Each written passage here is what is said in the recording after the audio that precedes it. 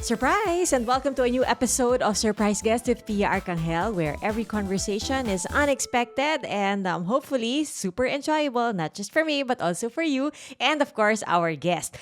So, today, meron tayong isa na namang espesyal na panauhin. Aalamin natin kung sino siya sa pamamagitan ng isang set ng mga clues na aking matatanggap. The goal is mahulaan ko kaagad. Kaya lang minsan, pinapahirapan tayo eh. First clue, isa siyang self-confessed introvert and couch potato. Mahilig manood kaya ng TV. Okay. Loves K-pop superstars BTS. Ooh. Smooth like butter ang ating guest. Hailed as most promising young artist noong 2019. Wow!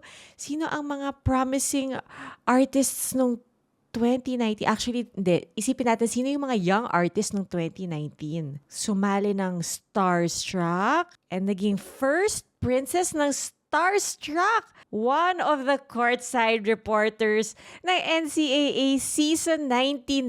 I think I know who this is dahil nakilala ko ang courtside reporters ng NCAA Season 99. And if I'm not mistaken, gusto rin niya maging isang reporter, news reporter one day. Surprise guest, is that you, Lexi Gonzales? Hi, Miss Pia. Hi, Hello Lexi! How are you? I'm good. Magre-report din po ako later. Sige. Nako, dire-diretso ka pala for this day. O sige, Yes. sabihin mo sa akin ha, how many minutes we have para hindi ka malate sa game. Okay lang Baka po. mapagalitan tayo ni Direk. Mamaya pa naman yan. Uy, nakakatuwa, Lexi, that you're joining us this morning. I was so happy to meet you when you had your courtside workshop. Alam mo, Lexi, na medyo na-derail ako sa clues natin because I didn't realize na ikaw pala ang first princess ng Starstruck. Kasi ang naalala kong Starstruck is Starstruck Kids. Na ang tagal-tagal na nun. Tsaka yung first ever Starstruck ni na Jeneline. And then I didn't know na nag-most promising young artist ka rin pala of 2019. That just goes to show na ang dami mong ginagawa. Right? Aside from, doing courtside now, which is actually just your latest foray or latest challenge, adventure here in the industry. Tell us naman the things that you are busy with right now, aside from doing NCAA. I'm preparing also for the season 2 of Running Man. So workout, more on pampalakas talaga ng katawan. Yun din, being a courtside reporter kasi it's not easy. So I really have to invest time and knowledge. Siyempre, I have to report right. Hindi pwedeng mali. So, it's a new world din for me eh. So, medyo nag-a-adjust pa po ako up until now. Kamusta? Na-enjoy mo ba yung atmosphere sa basketball games? Iba kasi pag live, di ba? Intense eh. Tsaka ang ingay. NCAA ang ingay. Hindi gaya ng UAAP o kaya PBA. Minsan tahimik. Pero sa NCAA, grabe. Yung tambol tuloy-tuloy. Sorry, wala na ako naririnig. Pero you have to push through. Minsan nagre-report ako na di ko na naririnig yung sarili ko. Sorry, wala, okay lang. Laban lang. Tuloy lang. Pero Lexi, mahilig ka talaga sa basketball. I mean, marami kasi yung talagang super nanonood ng basketball, pero iba-iba yung levels of appreciation of basketball as a sport, di ba? So, nasaan ka doon? Well, before, hindi kasi ako mahilig talaga sa basketball. Like, super fan. Pero just recently, when I started working, naging interested na ako in watching. Of course, laging may tickets available for NCAA. So, kumukuha ako ng tickets, nanonood kami ni Gil, ng boyfriend ko. And then just recently, the FIBA World Cup. So sabi ko, na-enjoy ko to And then parang premonition na siya into the sports casting, courtside reporter. And for you, what was the biggest challenge when you took on the job as courtside reporter? Because some people think it's just as simple as standing on the sidelines and telling everybody what you see. Pero hindi ganun kasimple yun eh. Mahirap kasi you have to be quick on your feet. Kailangan alam mo kung ano yung nangyayari pag may na-injure. Kailangan alam mo agad kung sino yung na-injure, anong injury, saan na-injure, left knee, right knee, nasiko, nagagalit na si coach, dapat alam mo yon. So parang it's not really an easy job. It's hard. Ako din, at first, I really thought na kaya-kaya ko naman tong courtside reporting kasi I've been hosting na rin. Pero no, being a courtside reporter is different kasi other than we write our own reports, alam mo yan, Miss Pia, kailangan din kilala mo lahat. Kilala mo lahat ng nasa court.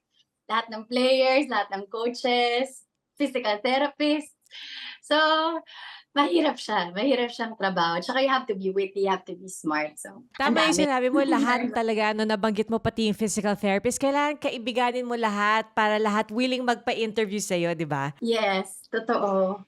Tsaka yung trust, kailangan ma-maintain mo yung trust nila, the coach's trust. And it's harder now kasi hindi kayo naka-assign sa iisang team lang, di ba? Lahat ng teams, kailangan kino-cover nyo. Yes, paiba-iba kami ng school. Like last time, for Benilde ako, ngayon for Letran naman ako. So, how did your journey into courtside begin? I mean, was it something that you really wanted to do? Is it something that you were asked to do? How did it happen for you? It's really something I wanted to do. Kasi usually, they get students talaga. Top students from their schools, in the arts and letters part of the college, ano. Pero, hindi sila nagpapa-audition sa mga artista sa GMA. Sakto lang na I sang for the pep rally of Mapua, and then sakto nandun si Miss Missy. Nakwento lang niya na may audition sila, nagpapa-auditions yung courtside reporters. So sabi ko, bakit di ako sinasama doon? Ba't hindi sila nagpapa-audition sa Sparkle? So sabi, hindi, kasi ang kinukuha talaga dun, mga estudyante from different schools. Bakit estudyante din naman ako So sabi ko sa handler ko, mag-audition kami, punta kami sa auditions. So talagang pinilit ko ng yung handler ko until she got me in sa audition. Ayun, after ko po mag-audition, I thought medyo semi lang yung nagawa ko kasi on the spot eh. But then I got in. So sabi ko, shucks, I need to do well kasi talagang pinilit ko yung sarili ko dito. So I have to do good. So from then on, talagang ni-review ko, inaral ko yung NCAA, everything. Uy, galing ha, Lexi. Talagang you asked for an audition spot. You didn't even ask na, uy, can I get a spot? It was, what you asked for was an audition spot. Yes. Kasi kaya din hindi ako mag-audition, tsaka I wouldn't know if I'm really fit kung hindi po ako mag-audition eh. Oo nga, pero mukhang intense rin yung naging training nyo, no? Once you got in, hindi lang basta-basta, oh, these are the best of the best, and sige, go, sabak na kayo. Talagang they gave you like an intensive actually, training workshop. Yes. It's a 3-part workshop. Actually, the first one, hindi ako naka-attend because I had all-out Sundays, which parang kind of held me back din dun sa ilan naming workshops. Kasi yung mga kasama ko, they know what they're gonna do. Ako, nangangapa-ngapa pa. But yes, thanks to NCAA kasi they're really thoughtful. And they invited you, Miss Pia, to also teach us and give us tips. Kaya ang laking bagay. From then on, ang dami kong nag-gather na information from you and from the others also who attended the workshop. So sabi ko, nakakatuwa naman to. And it's not just magagamit ko siya as a courtside reporter. Magagamit ko rin siya as a host, as an actor, everything eh. So sabi ko, ang galing, nakakataba ng puso and nakaka-inspire at the same time. I remember, Lexi, when we met and saw each other dun sa training for courtside reporters, you were saying na interested ka talaga kasi sa news. Until now, interested ka pa rin maging news person? I mean, you know, a news anchor or a news reporter? Yes, very much. Kasi bata pa lang po ako, I really watch all the news shows ng GMA. From investigador pa dati, to saksi sa pinaka-late na ng gabi, 24 oras definitely. Habang, I think, nagsasaing ako, nanonood ako ng 24 oras. And of course, Arcangel, ang daming shows na talagang inaabangan ko dati. And then sabi ko, ano kayang feeling, no, ng ganito yung trabaho mo? Bukod pa doon, you raise an entire generation eh. Like ako, I was raised by really, really great newscasters. Information, lahat na-absorb ko dati because of you guys. So sabi ko, ang inspiring nitong trabaho na to. Someday, I wanna be a person na, kumbaga, nag-aambag ng malaki sa lipunan natin. Up until now, I want to be a newscaster someday. Pero syempre, mag-aaral po muna ako and really go through a lot of challenges and training muna. Grabe, it's so nice to see, no? Nakakatuwa. I mean, you know, for us who have been in the news for such a long time, nakakatuwa to meet young people who really want to be a part of the news industry, the broadcast industry. So, nako, Lexi, I look forward to working with you sa news, ha? Yes, yes. Sana po talaga pagpalain ako. Oo nga. Wait, nabanggit mo kanina na nung nag-audition, sabi mo, estudyante rin naman ako ganyan. Are you still enrolled or still studying or tapos ka na? Kaka-graduate mo lang? Actually, kaka-start ko lang po mag-aral kasi I Wow. stopped nung pandemic after Starstruck. Hindi po Mhm. ako nakatuloy for college. Ngayon na lang po ako bumabalik. I'm studying at University of Makati and I'm taking up multimedia arts. So, ayun, very, very immersed na talaga ako sa broadcast industry. Uy, exciting yan. Do you go to class physically? I mean, on-site or puro online pa lang ngayon? Modular po ako mostly, pero sometimes then I go to school to submit paper stuff. So, ay nakikita ko rin naman po yung campus. Uy, nakaka-excite naman. And then eventually, pag nag-thesis, ganyan, may mga groupmates mo, baka ma-starstruck sila sa'yo, Lexi. Pero sana matulungan nila ako kasi sometimes minsan 'di ba ang hirap po talaga, eh. Oo nga. So, mga ilang units ang courses mo ngayon? I mean, yung load mo ngayon? Dapat po full load pero I dropped a few units na po so I think I'm left with just 11. O medyo mabigat rin yun if you're working at the same time, 'di ba? Yes po. Eh kanina nabanggit mo that you're already preparing for Running Man Season 2. Yes po. Kwento mo naman sa amin yung season 1. Kasi ngayon, di ba sabi mo, you're trying to get fit, working out. Na-realize ko na, oo nga no, hindi kasi biro yung physical aspect nung show. Hindi lang yung basta para mga obstacle course, ganyan na, sige, konting takbo, ganyan. Talagang totoong takbo. And I remember, sino ba yung nagkwento sa amin na talagang, minsan nagkakapikunan na. Nagkakapikunan na talaga. Si Ruru ata yung nagkwento na talagang physical, tapos siniseryoso, very competitive lahat ng mga contestant. Para kasi siyang hindi ko nga alam pagdating namin dun mismo when we start the challenges and the games, bigla na lang kaming nagbe-beast mode pare-pareho na gusto namin kami yung mananalo. Tapos sabi namin, pagtapos na kami tapos pauwi na kami sa hotel, ano bang pinaglalabanan natin dito? May 1,000,000 pesos ba na cash prize? Bakit parang onti na lang nagkakaanuhan na tayo? Pero ganun po talaga eh. Parang nadadala na kami sa adrenaline rush, I think. And it's bragging rights eh. So, alam mo na, pag nanalo ka kasi bida ka eh. Oo nga, tsaka kasi may camera, 'di ba? Kita ng Yes. lahat. Yes, So, so minsan kahit na pikon na titimpi pa yan. Ano pa yan kasi maalala niya may camera nga pala. So may mga gano'n, nakakatawa. sino sa buong crew ng Running Man or buong cast ng Running Man ang pinaka-competitive? Dami. Actually si Ruru, speaking of, siya and, si Glyza. Glyza is really very competitive. Super. Talaga? Kasi si Glyza, 'di ba parang when you see her on ka parang, "Oh, sweet," ganyan. Yes, very kalma lang siya, 'di ba? Tsaka if you meet her in person, kalma lang siya, chill lang Oo. siya. Pero sa Running Man, bigla siyang nagta-transform. Nag-iiba siya. Kasi super competitive din siya. Ano ba pinapakain sa inyo sa Running Man? Hindi ko rin alam. Puro spicy food. Yun pala yung pampa-competitive. When is the next season starting? May date na ba? Wala pa? Wala pa po, pero we'll be starting our taping na on January. We'll be going to Korea again to shoot for a whole month. And then pagbalik, I guess, doon na siya i-air eh. Ang lamig naman nun, January. Yung shoot nyo last time, summer ba yon? Summer. So pagbalik namin pare-pareho, lahat kami bilad sa araw, may mga sunburn. Kasi talagang ano eh, takbo kami sa araw eh. Pero parang ang saya rin nun, no? It's like you were really living in another country. Kasi hindi siya basta shoot na 1 week, 2 weeks, isang buong buwan, or more than. Parang last season, nag-more than kami. Pero this time daw, less than a month eh. Kasi parang gamay nyo na.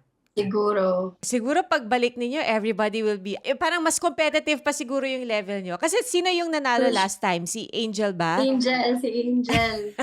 Ano din yun eh, sabi ko, shucks, baka manalo na ako kasi kaming dalawa na lang yung natira sa dulo. Oo Kaso nga. napakaganda ni Angel, as in, she's really strong. Like, physically. Kaya din ako nagre-ready ngayon kasi at the time I wasn't prepared. Like, ni workout, ni jogging, hindi ko ginagawa. So talagang sobrang left behind ako. But this time, ready na. Nako, they better watch out. Favorite ko actually yung yung nasa likod yung mga kamay ninyo. Tapos may ano ba yun, mansanas ba yun na parang kailangang kainin na Yes, parang gumaga. persimmon. Persimmon.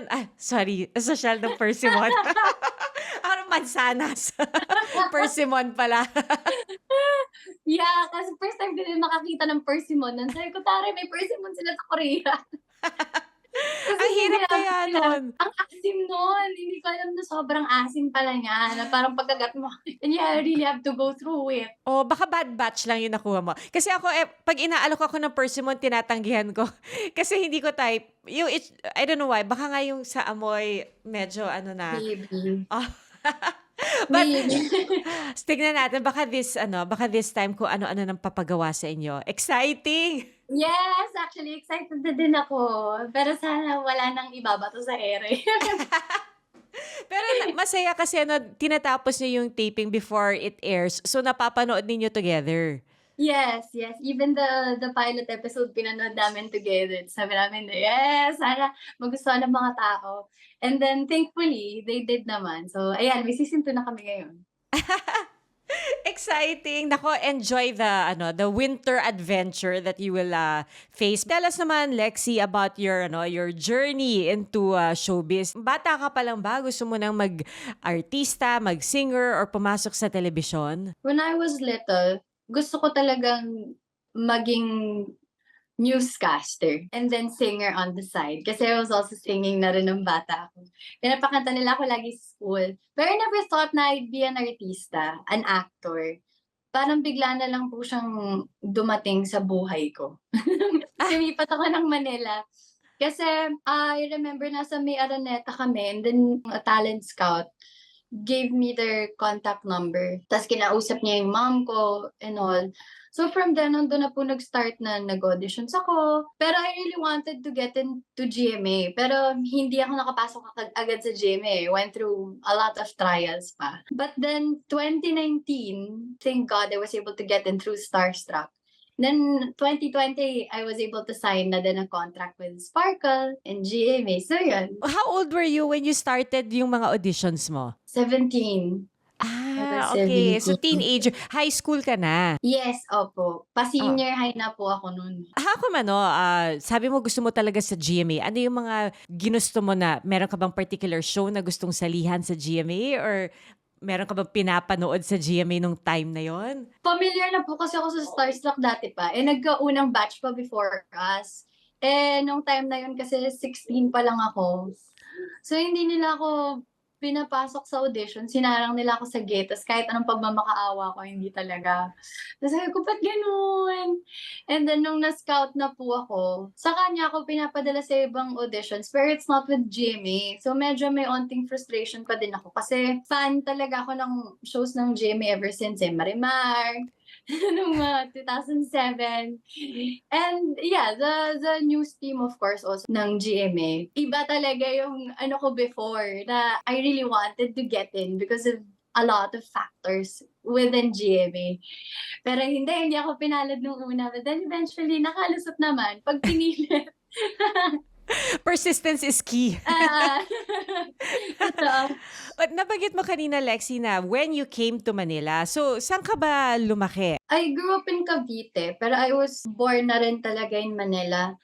Nung nag-separate lang yung parents ko, my mom brought us to Cavite, raised us there, along with my lola. My lola kasi she's very into academics So kaya din po siguro I was so into reporting and information knowledge and news. Kasi ganun siya. Siya yung nagpalaki sa akin. Tapos nung lumipat ako ng Manila, medyo nawala siya. Hindi na niya ako nag-guide. So naging iba na yung mga hilig ko. Nakalimutan ko for a while yung ganong dream ko until I was scouted to be an artista. And then na-realize ko ulit na, hindi, ito yung mga gusto ko I dreamt to be this and to be that. Ang galing, and you're still on that path to fulfilling all those dreams. Very interesting yung sinabi mo na it was because of your exposure to what your lola would watch before. Kaya pala sinabi mo, nagsasaing ka, nanonood ka ng balita. Sabay kayo ni lola. Yes.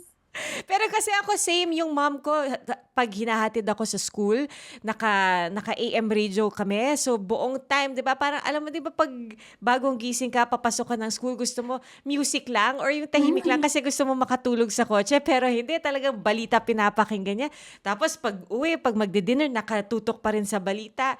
So malaking bagay din kung what you're exposed to growing up. And it's so nice Yes, to see that you're still, pursuing those dreams right now. I didn't think. No, maybe it's God also brought me back. Kung saan siguro, ito yung gusto mo, di ba? This is what you wanted.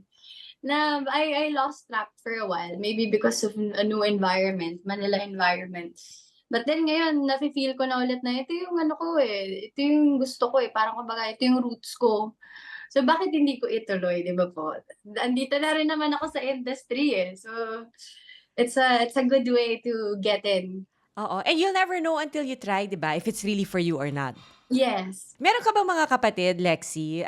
Or ikaw lang ba ang artist sa family? Yes, ako lang po talagang nag-artista sa family. Pero I have siblings. I have a younger brother with my mom. I have siblings also naman sa tatay ko naman on his side. But none of them decided to enter the industry. No, parang wala eh. I think ako lang talaga. So, maski magulang mo, hindi sila mahilig kumanta or saan ka nagmana? Siguro po sa lola ko din kasi my lola, my lola was a singer. Both of my parents talaga, they're not eh. My dad's into politics. My mom naman, she's into marketing. But my lola, she used to be a choral. She used to sing kundiman. Classic. So, classical singer siya? Classical singer siya. And I think yun, kaya din po siguro ako kumakanta when I was little kasi siya din eh. And then, ang dami, and I think ang laki din talaga ng influence ng lola ko sa buhay ko. With performing, with singing, and with news. Si Lola must be so proud of everything that you've accomplished. Yes, she's in heaven now. But she Oh. told me naman, nalaman niya na I was inside showbiz na, the broadcast world. Pero ano naman siya, she told me she was proud of me. Na-pursue ko lang what I'm doing. And too, ayun, never, syempre, always naman sinasabi nila, di ba, never forget where you came from. That's how you, remember who you are. So, yun. Would you say na Lola's girl ka growing up? Yes. Yes, definitely. I was so din naman close with my mom, pero more so with my lola. Siya talaga eh. Iba kasi yung lambing ng lola, no? Or lolo. Mas Iba pinagbibigyan ka. Yes! At saka may wisdom kasi sila eh. Iba yung nagagather ko or natatanggap ko na teachings from her. It's on a different level. Tsaka she went through a lot in life din eh. She traveled a lot, she went to a lot of places. Na-experience niya yung martial law, na-experience niya lahat, gera ng Hapon, naabutan niya pa when she was little. So sabi ko, this type of is different, this type of knowledge. Kaya din siguro mas naging deeper yung bond namin. Kasi ang dami niyang tinuro sa akin eh, not just in life lessons, pero life experiences also. One of my favorite memories growing up, yung after school, magmemeryenda lang kami dun sa bahay ng lola ko. Tapos ang dami na niyang kwento. Tapos iba Totoo. yung mga kwento na tumatatak sa'yo. Totoo. Parang nakikwento pa nga niya sa akin nung panahon ng Hapon. Talagang nagtatami mga bunkers sila and then doon sila nagtatago. Sabi ko, wow, I did not know that. Iba. Tapos sabi ko, iba yung na-experience niya. Tapos ang pint daw ng beer sa Germany, kasing laki daw ng ulo ko. So sabi ko, yung mga ganang klase ng kwento na parang talaga. Napaka-varied ng mga kwento niya sa'yo, no? Yung panahon ng mga Hapon, tapos pint ng beer sa Germany. Yes! Ang dami, grabe yung broad ng niya, information na meron siya. Tapos Nakakatuwa. ganun lang yun. Iipitan niya lang ako ng buhok before I go to school, tapos magkikwento na yan. Nakakatuwa naman. And how nice na nakita niya that you were already in the broadcast industry, di ba? Yes. Naabutan niya yung pagpasok mo sa industriya. Yes, yes. So now, Lexi, at this point, what are the other things you want to try in your career? Kasi you've done singing, you've done acting, now you're doing hosting. Is there anything else that you want to try and pursue? Wow. So far, wala pa. Kasi I'm really so invested pa in reporting and hosting. And I don't think nakukuha ko pa yung timple, eh. Kasi parang with acting somehow nakuha ko na yung timpla on how to do it. But with reporting and hosting, hindi pa. So I think I have to focus more on that and to somehow master it na parang when I do it, alam ko na agad yung gagawin ko. Kahit na mawala pa ako on that track for a while, pagbalik ko, I still know how to do it. Oh, it's so nice to see that you're really dedicated. It's not like you just want to do it half-baked. Kailangan gagalingan. Yes, yes, yes. Oh, Hindi puwedeng wala lang kasi wala oo. tayong mararating. That's the running man mentality. Yes. Takbo lang, habulin lang ng Oo. habulin. Kanina, Lexi, you mentioned na pag nanonood ka ng games, kasama si Gil. So you mean si Gil? Siyempre, I picked up on that. Hindi ko lang pinahalata kanina.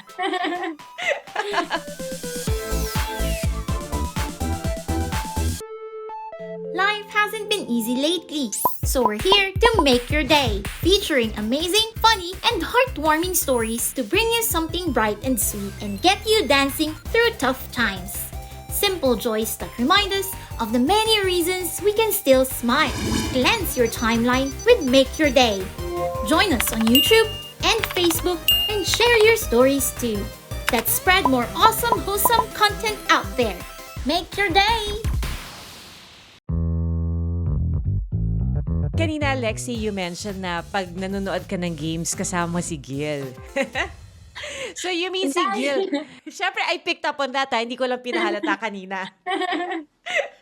Oh, yeah. Kasi siya talaga yung mahilig sa basketball. Actually, Oo. pag meron akong terms na di alam, siya yung tatanungin ko and he would know. Oh, that's what I was gonna ask. Kung kung parang kinoach ka rin ba niya bago ka sumabak sa pagiging courtside reporter? Yes, he did. Ang dami niyang tinuro sa akin kasi minsan pag nanonood kami, ano yun? Ano yung kinol? Bakit foul? Ano nangyari? Parang gano'n. O kaya, wala namang foul yan, madumikit. Anong meron? Iba pala yung kinol. So sabi ko, malaking bagay din na nandyan siya by my side. Kasi ang dami niyang alam about the sport. And other sports also. He's very into sports, more than I do. Uy, buti very patient siya mag-explain sa'yo. Kasi yung ibang lalaki, naiinis sila pag tinatanong sila habang may game. Yung asawa ko, ganun eh.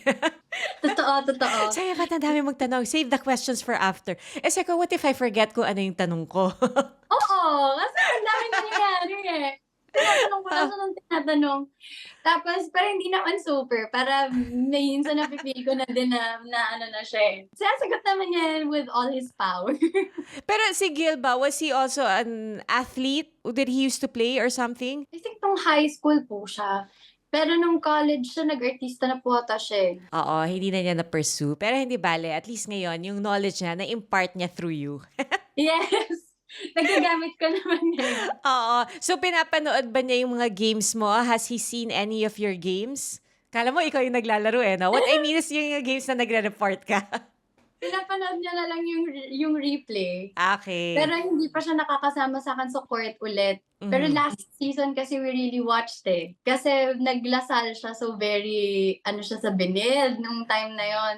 So talagang nood kami ng nood ng game. Ay! Ang saya naman. Ang saya. Oy, kasi last year umabot ang Benilde sa finals, 'di ba? First Yes. time after 20 years or something like that? Yes, 20 years. We really thought na parang Cinderella story na ng Benilde last year nang pag nanalo sila, like wow. Pero well, hindi natin sure, maybe this season, 'di ba? Oh, okay. But do you like to ask Gil about your performance? Do you ask him for critiques? Kasi I know there are couples who like to do that eh. Kasi they know that when they ask their partner, parang yun yung pinaka-honest opinion that they will get. Is it the same for you guys? Yes, ano din naman siya. At saka minsan repetitive na yung report ko, so sinasabi niya sa akin. At saka may mga terms na, bakit ganyan? Hindi, ganito na lang yung gamitin mo, ganyan. So, natututo ako from that. Was he excited when he found out that you'd be doing courtside? Yes, kasi siya din pala he wanted to. Pero sa ibang hosting siya napunta. Siguro kasi hindi niya nasaktuhan si Miss Missy. Gaya ko, na na-corner ko na siya na pag-auditionin niyo din ako. Hindi siya naka-corner ng gano'n. So siguro he did not know for the longest time na you can. Oo.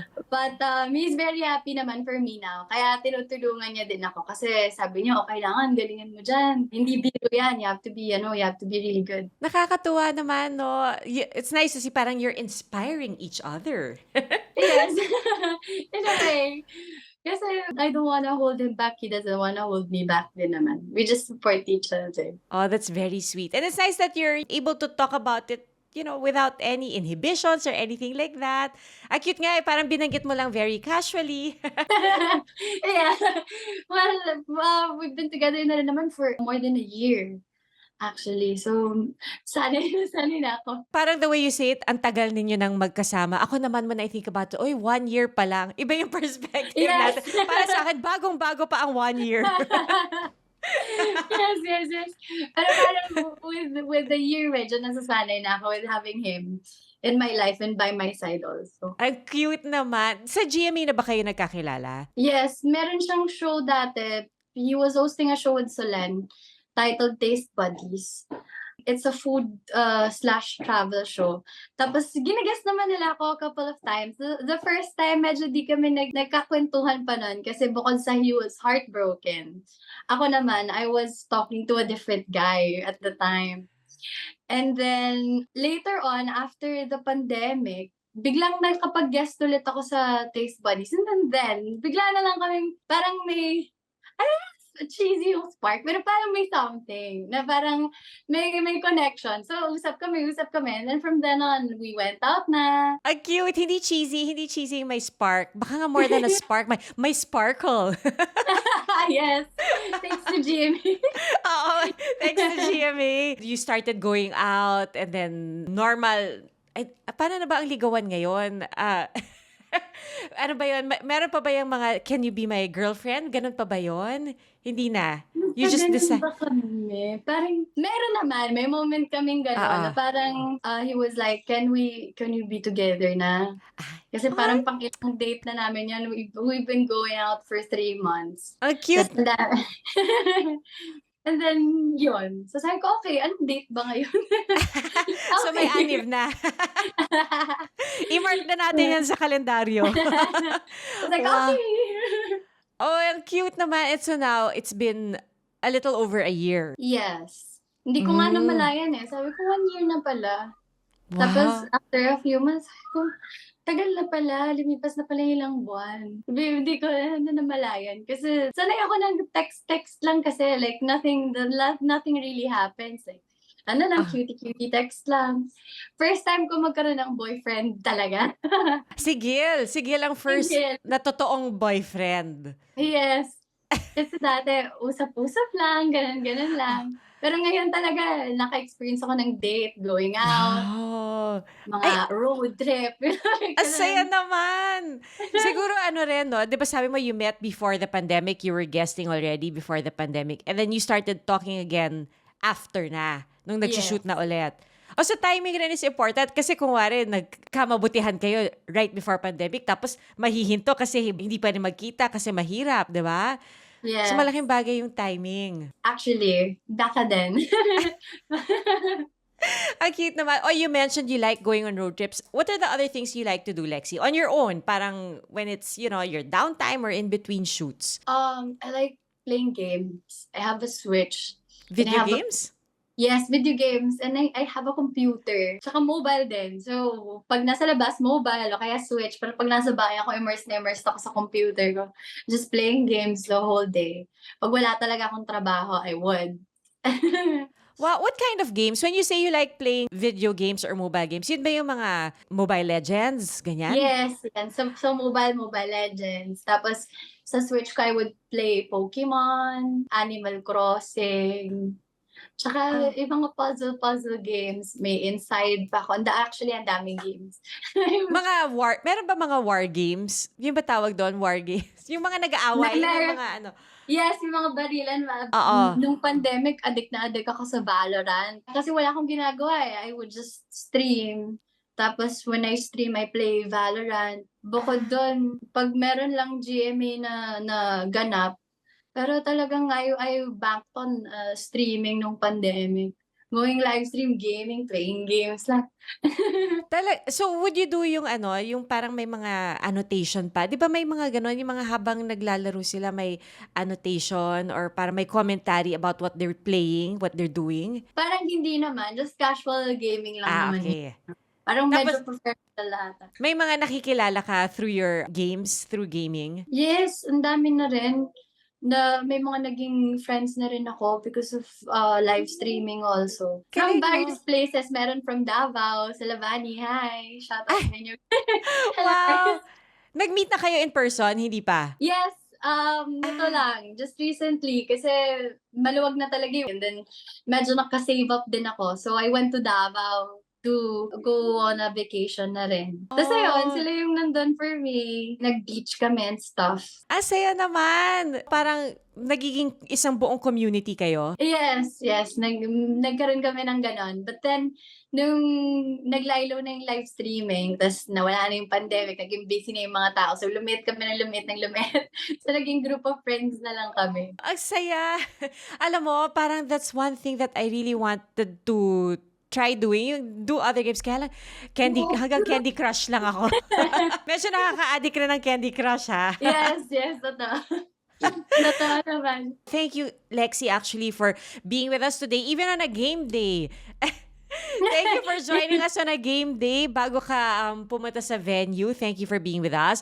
But before we wrap things up, meron kaming game for you. Dahil total game day mo na rin ngayon. Yes. May game kami for you. Okay, tignan natin kung ano yung mechanics ng game na to. Ay, wow. The title of the game is The Lexi Lover Type. Ano ibig sabihin nito?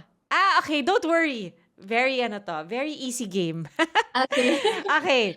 You just tell me which one you love more. Okay. So, is Lexi a coffee lover or a milk tea lover? Ganun ka-simple, Lexi. Don't worry. Parang feeling ko to, bumilis yung heart rate mo sa title ng game na to. Yan. Coffee. Coffee more You're a than coffee drinker. Okay. Oy, perfect yan for a game, di ba? Para yes. perky na kaagad. Gising na gising. Yes. Okay. Ulam lover or dessert lover? Depende sa ulam. Oo. Pero ulam lover siguro. Mahilig ako sa kanin eh. Hindi ka masyadong wala ka masyadong sweet tooth. Meron din. Naghahanap din ako ng panghimagas pag halimbawa yung ulam kare-kare kailangan ko ng Pero most of the time hindi ko kaya mabuhay ng walang kanin at ulam. Dessert na isasantabi ko na idadasal ko na lang pag kailangan ko ng panghimagas eh. Pag walang panghimagas, hintayin mo na lang yung next meal para may ulam na ulit. Yes. Diba? Ganun na lang. Yun ang style doon. Eto next, K-drama or K-pop lover? Pwede bang both? Hirap, no? Kasi sa intro, di ba, sabi namin, ikaw ay isang super BTS fan. Kaya nga eh. O sige, eto na lang. And what's the K-drama that you love the most? Anong favorite K-drama mo ever? Wow. Ngayon, sobrang naging addict ako sa Penthouse. Eto ba yung mga mommy na Yes. parang Tiger Mom? Yes. Na parang super intense yung kwento niya kasi. Tapos, unexpected yung mga nangyari. Parang at first kasi in-expect ko na the usual lang to, K-drama na awayan. Hindi pala. Kasi sobrang complex ng story. So, na-appreciate ko talaga siya. Tapos ko na siya now. Ito siya sa mga favorites. Kaya pala hirap na hirap ka sumagot ngayon. Yes. Kasi medyo Tsaka Na-immerse ng ka. BTS. Oo nga, Nahihirapan Lilo ako. sila. Pero may solo album na si Jungkook. Binalita namin nung isang gabi. Kaya alam ko. Okay. Outdoor lover or indoor bonding lover? Outdoor. Very Running Man ang sagot. Outdoor siguro. To experience new stuff. Kasi lagi naman na tayong umuwi sa bahay eh. Para Tama. Tsaka parang ilang years tayong indoors, di ba? So, Yes. outdoor naman tayo. Oh no, this is probably the hardest question. Nahirapan ako for you. Courtside reporter or game show contestant? Hirap. My gosh! Mas mahirap to dun sa K-drama tsaka K-pop. Oo nga, ang hirap nito. Oo. Magkaiba kasi sila eh. Draw na lang, draw. Pwede bang both? Sige, both Pwede na bang lang. pareho? Pero ngayon, I would say more on being a courtside reporter. Kasi ito yung ginagawa ko ngayon eh. So, focus sa goal. Oo, yun ang focus mo. Napakagandang courtside reporter. Look at you. Oh, you're so cute. Ay, nako. Hindi lang cute, so pretty. Okay, next. Physical shopping or online shopping? Siguro physical shopping. Pag online shopping, hindi ko alam bakit, pero nagigilty ako. Kasi parang nakahiga ka lang, tapos may pinili ka na eh, no? Yes. Oo. Nasa labas kasi ako, parang feeling ko may ginagawa ako with my life. Oo. At least parang pinagtrabahuan mo yung yung shopping mo. Okay, next. Sunny day or rainy day? Rainy day. Ay, hindi Talaga? naman rainy day, pero parang maambon lang tas gloomy. Ganon lang. So parang for you kasi it's cozy. Oh, cute. Alam mo ako din, nung bata ako, gusto ko yung mga rainy days. Pero nung parang now that I'm a little older, maybe because siguro dahil sa kaka-cover sa news, parang natetense na ako pag umuulan. Hindi na ako masyado makarelax. Nag-iba na yung perspective. So tama ka, dapat yung ambon-ambon lang. Yes. Okay. Last na to, mas lover or mas fighter? Mas lover. Kasi I kahit naman when I'm a fighter, I still love being a fighter. So I love the things I'm doing. So I'm a lover more than a fighter. Feeling ko yung pagiging fighter mo, baka it just manifests na lang sa mga Mobile Legends. Yes. yung harsh fighter. Yes. Lexi, thank you so much for Thank spending time with us. But before we let you go, would you like to invite everyone to catch you on your shows, to catch you on the NCAA games as well? Yes, mga kapuso, first of all, I want to thank everyone na sumuport sa Battle of the Judges. Now, please watch our games sa NCAA. Sana din tutukan nyo pa ang mga susunod na shows na gagawin ko. And of course, up until the finals of the NCAA games, sana manood kayo. Sana pumunta kayo, bumili kayo ng tickets because I would like to see you guys there. Thank you. Yay, thank you, Lexi. Thank you so much for being with us and have a great game today. Thank you, Miss Pia. Thank you so much po. This surprise was planned by the team of Ronald Ramido and Aubrey De Los Reyes, edited by Shirley Paghiligan with the amazing people of GMA Integrated News. Don't forget to like and subscribe. Till the next surprise!